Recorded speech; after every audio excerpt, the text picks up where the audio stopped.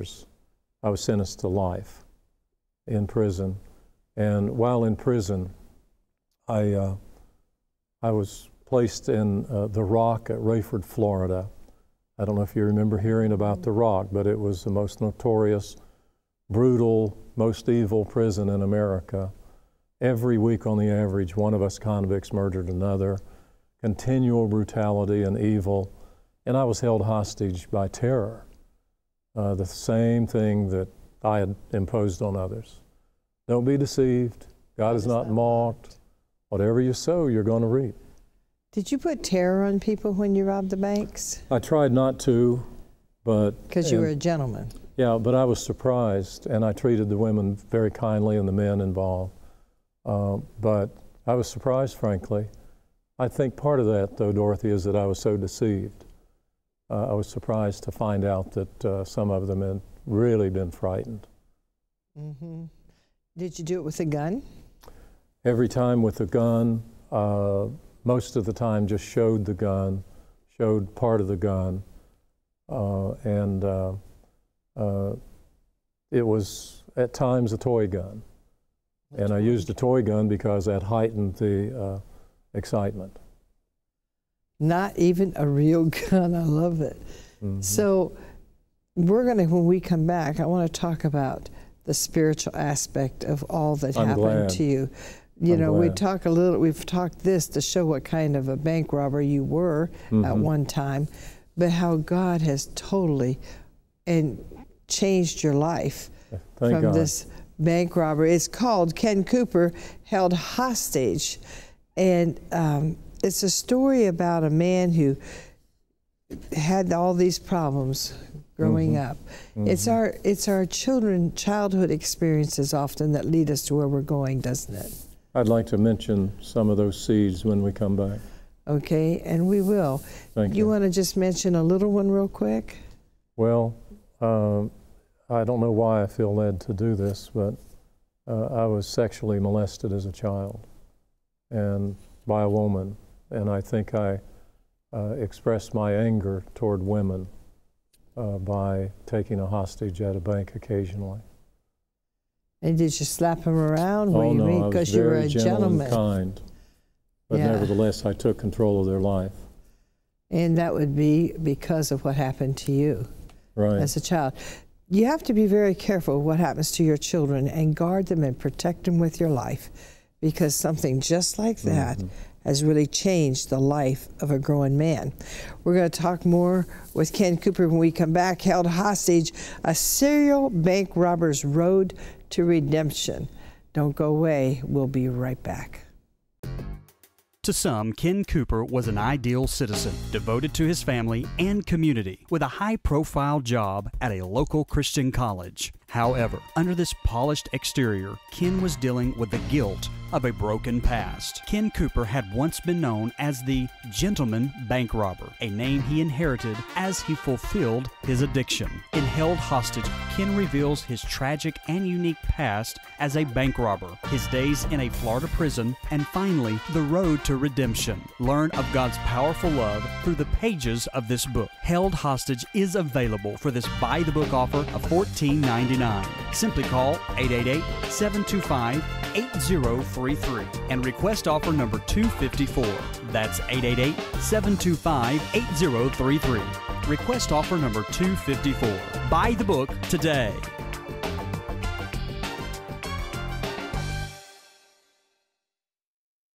If you would like to receive your copy of today's edition of Buy the Book, please be sure to call 888-725-8033 and ask for today's offer number on the screen. DVDs are $14.95 plus shipping and handling and come with 4 total episodes per DVD. Order your DVD of Buy the Book today and call 888-725-8033.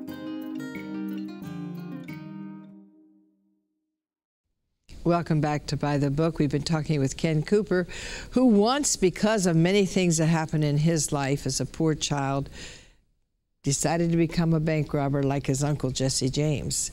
And he did it for the thrill and the adrenaline until one day he got shot. Where were you shot? Right here. You may have meant the town. It was in Tampa, Florida, but the bullet just missed my heart. It just missed your heart. I was this close to hell. Wow. I know what I've been saved from.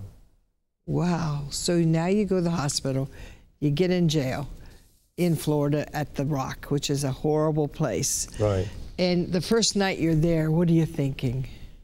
Well, you see, in jail, on the way to prison, I was born again in jail. That's when I was set free. And I went into prison a free man because Christ was in my heart. And what I'd remembered from my childhood, after I became saved, I remembered that a spiritual being had spoken to me when I was 10 years of age and told me I would be a preacher like my Grandpa King. And I'd forgotten it. But then after I was saved, I realized that, okay, I'm going to prison, I'll be a minister in prison.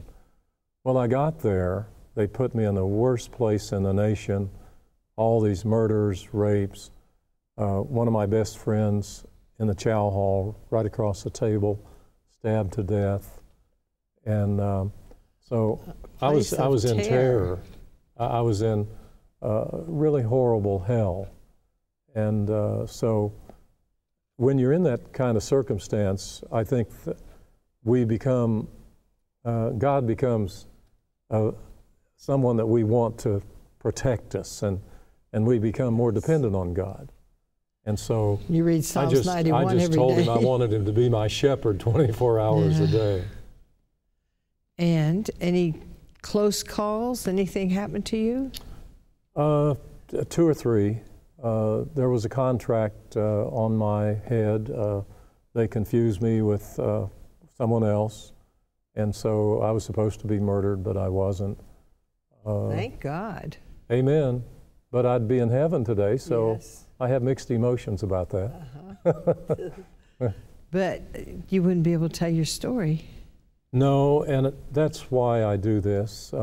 It's painful to relive that darkness and all of that confusion and bitterness, anger. But the good news is that God never wastes anything, so He's using anyone who has had any of those kind of problems that I had. That's who I minister to. Oh, that's so wonderful. In the prisons, in the jails, on the streets, you know, a parking lot attendant in Chicago the other day, when I came back to my car, he said, shook my hand and he said, "Thank you for being so kind to me." And I said, "What did I do?" He said, "You spoke to me and you talked to me like a human being." Yeah, isn't that sad? Yeah, it is. But see, in our busy lives, that's the way we live. And I'm not that way. I don't take anyone or anything for granted now. No, because you've been close to death. And I've been deprived. I saw a really good-looking tree yesterday. I appreciated it. How long were you in jail? Only 3.5 years. And what were you sentenced to? 99 years. That's right, you said that. So only 3.5 years. Took 3 major miracles. We really don't have time to explain all that. I do hope people will read the book. Because it's in the book. Oh, sure. And they'll see that when God has a plan, He works it out according to His design. Can you tell me one of those miracles? Yes, the judge who retained his jurisdiction or authority over me for 1/3 of the sentence signed away his jurisdiction because of the prayers of the people who felt that I was born again and would never be a threat to anyone again and would indeed be a minister. He signed it because their prayer was that he would sign it, not knowing what he was doing, which I said, I don't know if that's a good prayer or not.